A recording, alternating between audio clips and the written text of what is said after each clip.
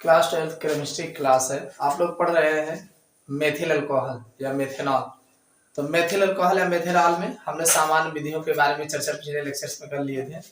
आज इस लेक्चर्स में हम चर्चा करेंगे कि लकड़ी के भंजक आसवन द्वारा किस प्रकार से मेथिल अल्कोहल का निर्माण किया जाता है, इसके बारे में हम चर्चा करेंगे। हेडिंग डाल लो, लकड़ी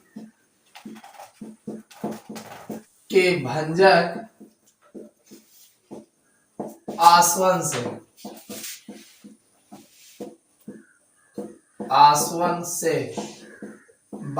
bye destructive distillation of wood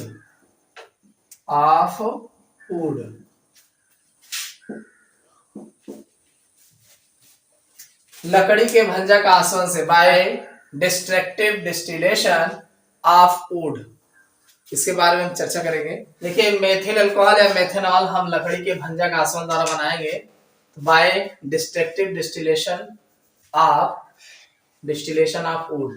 तो इसमें कैसे बनाओगे? देखो, लकड़ी के भंजक आसवन द्वारा मेथिल अल्कोहल तीन चीजें बनेगी। मेथिल अल्कोहल, एसीटोन और एसिटिक एसिड। लकड़ी के भंजक आसवन द्वारा मेथिल अल्कोहल, एसीटोन और एसिटिक एसिड प्राप्त करते हैं। इसके लिए लकड़ी के टुकड़े को, इसके लिए क्या करते हैं, लकड़ी के टुकड़े को लोहे के एक रिटार्ड, लोहे का बड़ा सा कमरा होता है जिसे हम रिटार्ड बोलते हैं, उसी में रख करके हवा की अनुपस्थिति में, इसमें वायु नहीं रहेगा, चारों तरफ से पैक रहेगा, हवा की अनुपस्थिति में 500 डिग्री सेल्सियस ताप पर गर्म करते हैं। इतनी बात समझ में आएगी नहीं?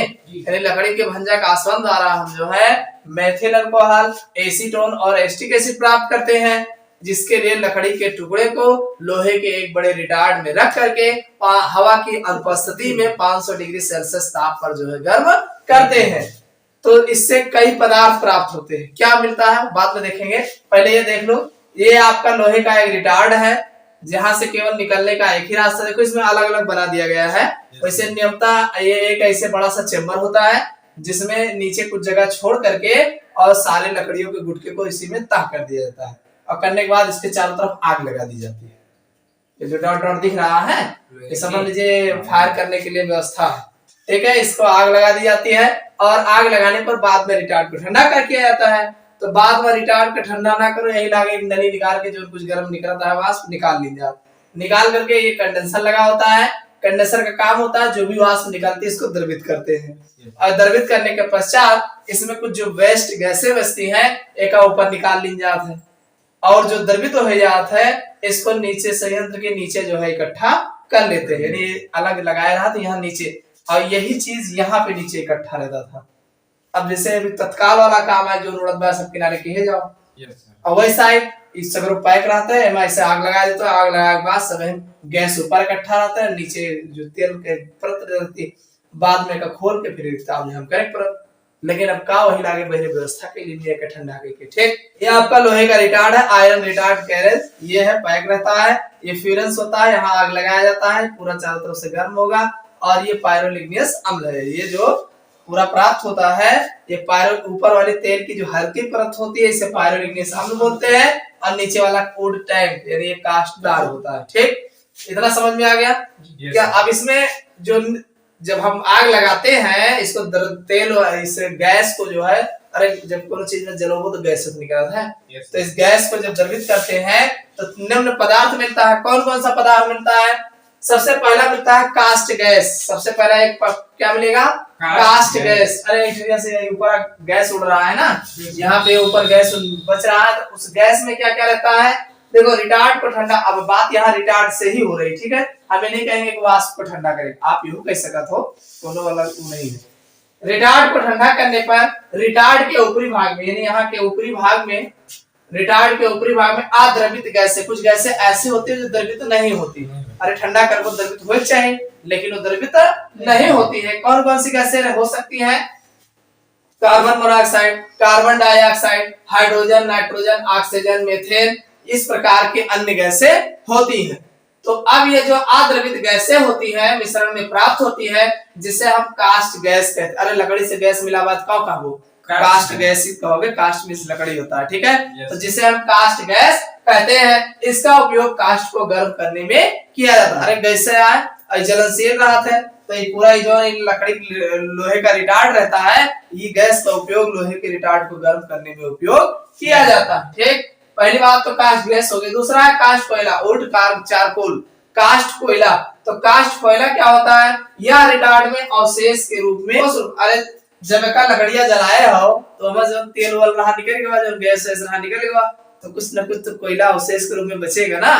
तो वही कहा गया, यह रिटार्ड में अवशेष के रूप में ठोस रूप में प्राप्त होता है, जिसका उपयोग घरेलू ईंधन के रूप में किया जाता है। जो काल लियो इमली कोयला आए, जो लेके आओ थे बराबर जला क्रश करत ही, वो इमली कोयला कहाँ कितना इमली हुई जी, वो यही वाला कोयला, ठीक है। इसमें कोई भी अपशिष्ट द्रव गैसें निकलती है, अरे सब पहले निकल चुकी रात निकलेगा, अरे सब तो पहले उड़ चुका रहा है, तो इसमें धुआं की कोई आवश्यक, धुआं निकलता ही नहीं, ठीक है। तो इसका उपयोग घरेलू ईंधन में किया जाता है, यही लकड़ी कोयला रहता है। अगला है कास्ट तार, वुड तार। यह आसवन से रिटार्ड के निचले परत में तेल की 2 परतें प्राप्त होती है। जो नीचे गाढ़ा पदार्थ मिला था उसकी बात हो रही। आसवन से रिटार्ड के निचली परत में तेल की 2 परतें प्राप्त होती हैं। द्रव की ऊपरी हल्की परत, अब तेल के 2 परत रहती है, एक ऊपर रहती है और एक नीचे रहती है। तो ऊपर वाली हल्की परत रहती है और नीचे वाली जो है गाढ़े रखी होती है। तो ये कह रहे हैं द्रव के ऊपरी हल्की परत को पायरोलिग्नियस अम्ल कहते हैं। जो ऊपरी वाली हल्की परत रहती है उसको पायरोलिग्नियस अम्ल कहते हैं, क्योंकि यह अम्लीय प्रकृति का होता है। क्यों? अरे अम्ल काहे कहा गया, क्योंकि वह अम्लीय प्रकृति का होता है, क्योंकि वह अम्ल ज्यादा हुए ना। तो ये कह रहे हैं अम्लीय प्रकृति का होता है, क्योंकि अम्लीय प्रकृति का होता है। इसमें 9 से 10% तक एसिटिक एसिड होता है। अरे 9 से 10% एसिड रहा ना, तो इसीलिए जो है ये अम्लीय प्रकृति का होता है। और 1 से 2% तक मेथिल अल्कोहल, 1 से 2% तक मेथिल अल्कोहल, और 0.1 से 0.5% तक एसीटोन होता है। साथ में शेष जल रहता है। इतना समझ में आया नहीं? इसको आपको याद करना रहेगा। 9 से 10% तक एसिटिक एसिड, और आपके 1 से 2% तक मेथिल अल्कोहल, और 0.1 से 0.5% तक एसीटोन, और साथ में जो कुछ रहा था वो जल रहता है। तो ये तो आपका पायरोलिग्नियस अम्ल हो गया। दूसरा तेल के निचले गाढ़े काले भूरे रंग का द्रव को कास्ट तार कहते हैं। तेल के 2 परत रहा तो ऊपर वाला पायरोलिग्नियस अम्ल होगा, नीचे वाला काले गाढ़े भूरे रंग का जो द्रव होता है उसे कास्ट तार कहा जाता है। आगे इसमें अब इस कास्ट तार में क्या क्या होता है, इसमें नफ्था होता है और एरोमेटिक यौगिक होते हैं, यानी नफ्थलीन है, नफ्था है, एरोमेटिक यौगिक है, ठीक है। ये सब उपस्थित होते हैं। इसका उपयोग सड़क निर्माण और ईंधन के रूप में किया जाता है। देखो सड़क बनाओ तो आधा वहीं झोंके रहा था, अरे गरम करेक्टा का कर वहीं जलाए रहा। तो ये एरोमेटिक कंपाउंड होता है, इसमें नफ्था है और भी जो एरोमेटिक कंपाउंड होते हैं, सड़क निर्माण या जो है ईंधन के रूप में प्रयोग किए जाते हैं। तो ये तो है लकड़ी के भंजक आसवन द्वारा इतना पदार्थ आपको मिलता है। अब हमें क्या मिला, पायरोलिग्नियस अम्ल मिला, और उसी पायरोलिग्नियस अम्ल में 9 से 10% एसिटिक एसिड, 1 से 2% मेथिल अल्कोहल, 0.1 से 0.5% एसीटोन। अब इन तीनों को हमें पायरोलिग्नियस अम्ल से अलग करना है। समझ में आओगे नहीं? तो अगले क्लास में हम जो है पायरोलिग्नियस अम्ल से जो है मेथिल अल्कोहल, एसीटोन और एसिटिक एसिड तीनों को अलग करेंगे।